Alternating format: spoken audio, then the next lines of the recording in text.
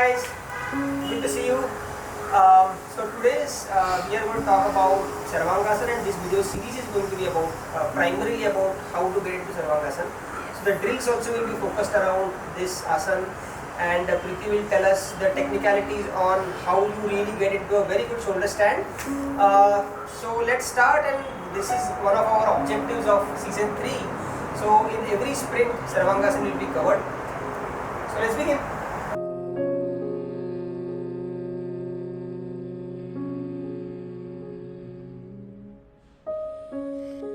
Vande Gurunam Charana-ravinde Sandharshita Swatma Sukhavabodhe Nishreyase Jangalika Yamane Samsar Halahala Moha Shantye Abahu Purushatkaram Shankhachakra Siddharanam Sahasrashir Shwetam Pranamami Patanjali. Om.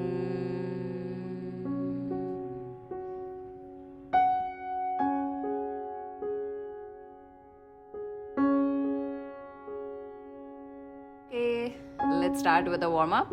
Hands on the hips, shoulders in the same line, and start rotating your neck clockwise and anti-clockwise. This is the time you start connecting with your body, so do it slowly. Slower the movement, the more information you get from that movement. So make sure, and whenever you feel that you are holding some kind of stress in the neck, make sure that you pause and be there for some time. Release that stretch.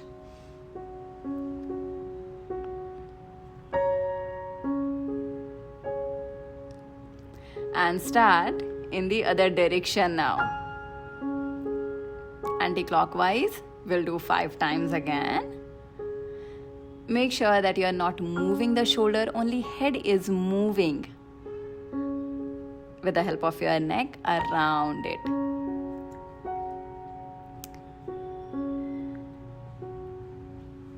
Okay, now we'll continue with spinal wave.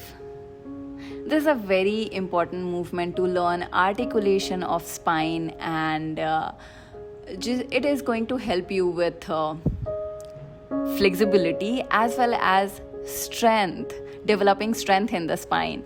And the intention of this exercise is to learn to articulate, move one disc at a time. So tuck your chin to throat and then start as if you are rolling the mat. And when you are getting up, then imagine that your spine is an engine, and spine is a train and head is the engine of it. So the way you will move your head, your each and every disc is going to follow your head. All right? I hope I'm clear. Okay, let's continue. So as Preeti said, imagine it's like a wave, right? The like waves of the sea. Now let's do the other way around. So start from your hips and come up from your head. So when you are going down from your hips, first take the hips back, arch your back, and go one disc at a time down. And when you reach down, then you round your back and then slowly come up. So very important, the waveform is important. Don't just go down and come up, like you used to do your PT in schools, right? It has to be very wavy and should look, you should be able to understand how your spinal cord is rounding and stretching. It's very, very important. Yeah, that's the whole sole point of this exercise, to understand how your spine and torso can move in sync, right? Yeah. So now let's do the next exercise, next warm-up, the hand rotations. So here you start raising your hand, and then you will feel the point of restriction. There you have to slightly now turn the hand and continue with the rotation. So rotate like this, become aware what this hand rotation is doing to your shoulder joint. Try and engage the muscles closer to the shoulders more than the extremities of your hand. And because this warm up is more about the shoulder and less about what you're doing with your hand. Okay, so again we will do 10 times clockwise and 10 times anti-clockwise. All right, so now let's start the anti-clockwise. Oh no, sorry, it's the left hand. So 2, 3. Whenever you are doing this exercise, also try to feel around your back. So your the back of your shoulder. So when this is a warm up, so you're opening your shoulder also. Yeah. So you have to see that with every rotation, try to see if your range of motion is increasing, or at least you're challenging your range of motion. Another important point here that you need to consider is that you are not moving the shoulder backward, not taking the shoulder backward when you are taking your hand back, right? So your shoulders need to be in the same line. Okay, so that is one point. Another is, do not force yourself to achieve better range of motion than you have today. Please respect the limitation, because these are warm-ups, so it should feel like you are opening up the body without forcing anything on your body. These movements should feel, my teacher used to say that these movements should feel like a massage.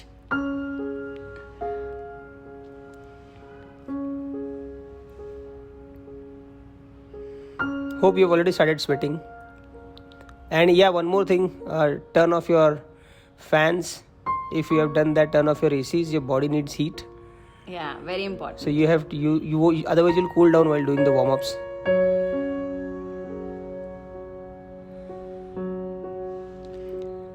And another thing that really helps with a very quick warm-up is taking a shower before your exercise. Right, Rajesh? Yeah. Now we will start with both hands at a time.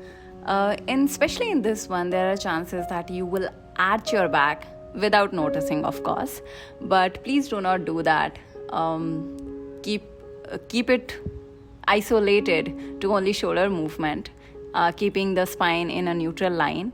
You will also observe that the range of motion is reduced, and that's okay. Focus on your shoulders and the backside of the shoulder when you're doing this, so that you'll try to understand the range of motion. Now we'll open the hips. Try balancing on your legs. Ideally you should balance, but if you're not able to balance, then hold a chair or hold side of the wall. Yeah. And try to rotate. So here the movement will be initiated from your knee. So try to keep your knees in 90 degrees and isolate your hip flexor and the glute joints, so that you get that hip opening feeling. Here we are trying to move the leg around the hip. So make sure that you don't move the hip. Okay, it's like ball and socket movement. Isolate your hip and move the leg around it. Again, we are following the same thing, that you are moving the leg in clockwise and anti-clockwise. If you do it slowly, you will understand how your hip flexors are working, how your hip extensors are working. At the same time, you are getting to work on inner and outer thigh. Okay, now comes the knee. So keep your knee static and rotate the leg, that the part that comes after knee, around the knee. And that is the golden rule of warming up any joint. The joint that you are trying to warm up will be static, and the body part after it is gonna cover the whole range of motion around the joint. I hope I'm not getting too technical. The whole point is that only keep the joint moving. Apart from the joint, your body should be should not move. Yeah. Articulate, focus on only the joint. Objective is to loosen it, warm it up, so that you will be able to load it when we start our yoga exercises. So this year we are warming up our ankle joints. Now let's get into a tabletop. Just warm up your wrist because we are gonna practice chaturanga, and it's very important. And I feel wrist is quite ignored joint that we don't really consider even warming up, but very important. So occupy as much space as you can with your fingers, means fingers wide open, and press the wrist, the palm, whole palm, including your fingers, press them very hard on the floor, and move your shoulders back and forth. Again, I am turning my palm backward where my fingers are facing me. Again, the same rule. Keep your fingers wide open, press the base of your wrist, press the base of your finger and the tip of your fingers, and here move backward in order to stretch your wrist. Move around 8 to 10 times. And now the back of the palm should be to the floor. Again, open your fingers. And this is a very tricky movement. Many of you might not even able to straighten the elbow here, and that's completely okay. Please respect your limits and just try to straighten your elbow. But those of you who can straighten the elbow, try and move back and forth a little bit. Today is gonna be about warming up the core, setting the core in with an intention to try inversion. Okay, so get into Navasana. We have done this before also, so I'm sure you'll be able to do this. And straighten your back, straighten your legs. If at all you feel that your spine is getting compromised, then bend your leg. Hold for 10 counts. 8, 9, 10, and drop. Take 10 seconds break.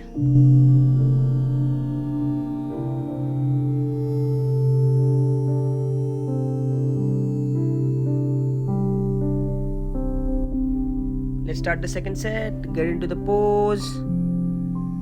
And yes, 1, 2. Keep your back straight, keep your feet active. One of the things which I like to do in this pose is keep my focus on my heel. So I love to push my heel up with a straight leg. That helps me to, as a counterbalance, helps me to keep my upper body also straight. 9, 10. Take a 10-second break. Okay, I am telling you, this pose is very challenging for the core. Staying so low and yet activate the core, changing the shape of the spine, it takes a lot of awareness and activation in the muscles, so get ready. You have to press the lower back flat to the floor. Keep your hands towards your toes. Keep your legs lifted around, say, 30 degrees off the floor. Crunching the core as if you are crunching, bracing the core. Holding them together. Hold this position. 10, drop. Take 10 seconds break.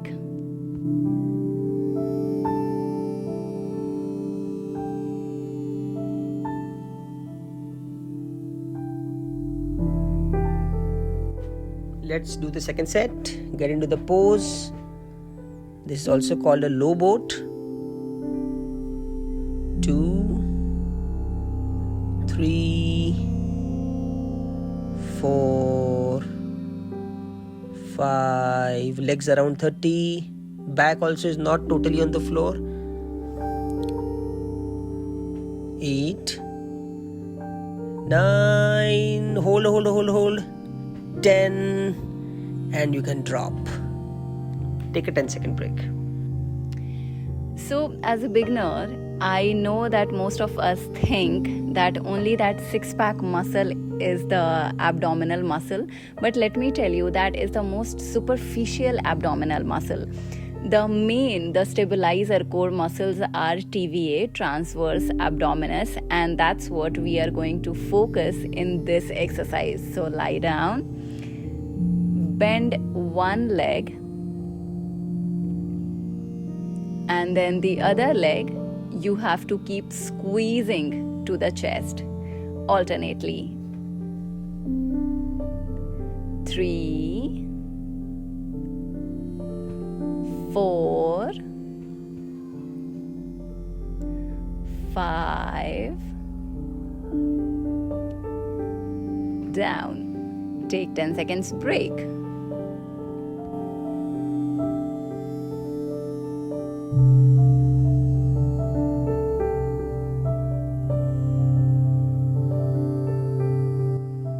So let's start the second set.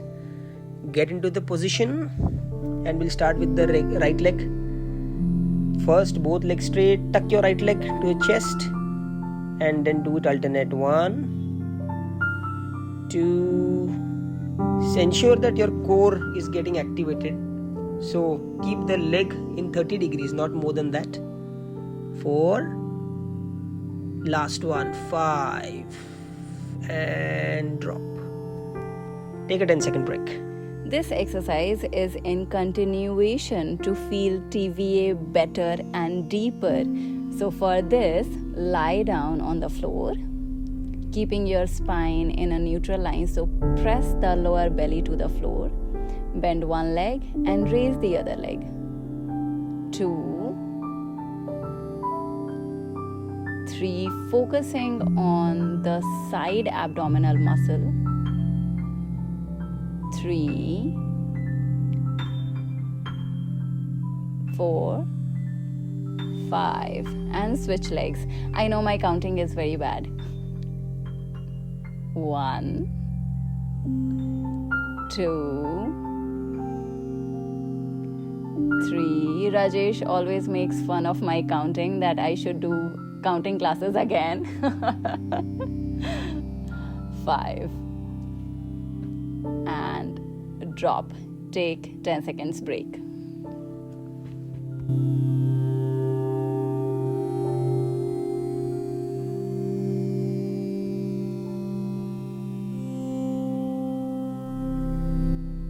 Let's do the second set. Get in the pose.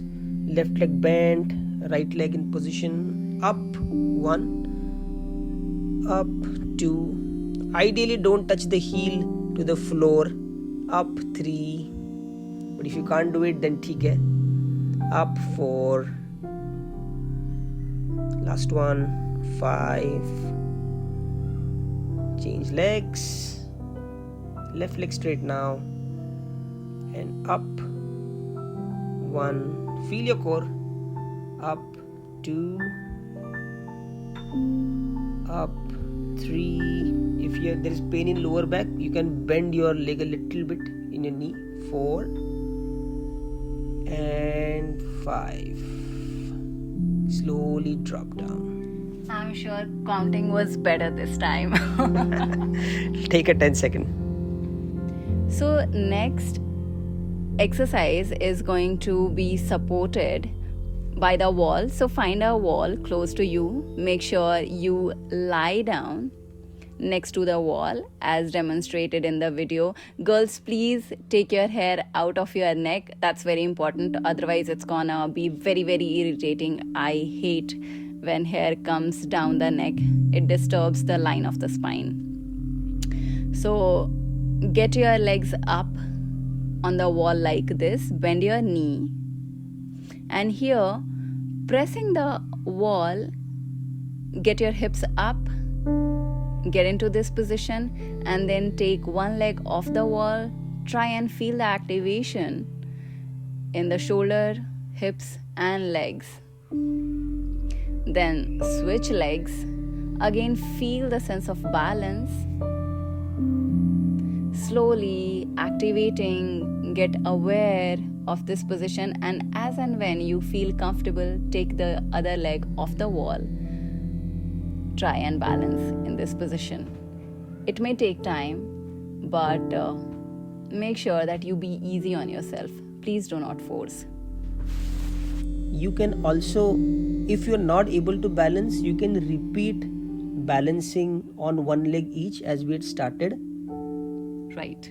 And whenever you are in this position, ensure that your it's also called a shoulder stand, so ensure that the weight is on the shoulder and not on the neck, otherwise you might end up hurting your neck.